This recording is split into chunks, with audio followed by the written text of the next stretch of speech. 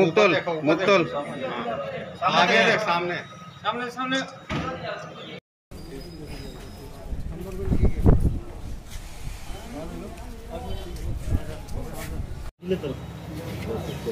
मुक्तल मुक्तल सामने देख, सामने सामने सामने इधर।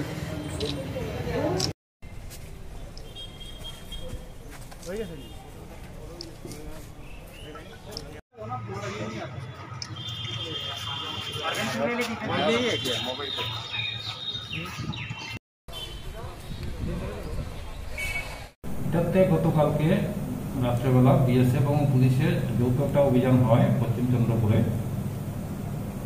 তাজউদ্দিনের বাড়িতে। আমরা বছরখানেক আগে তার বাইরের বাড়িতে রেড করেছিলাম, প্রচুর মাল পেয়েছিলাম। তাজউদ্দিনের বাড়িতে রেড করে 25 গ্রাম হেরোইন পাওয়া গেল, আর মোবাইল পাওয়া গেছে 16টা,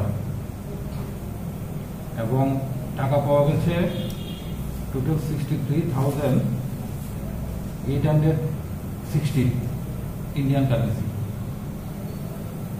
তাজউদ্দিনকে অ্যারেস্ট করা হয়েছে,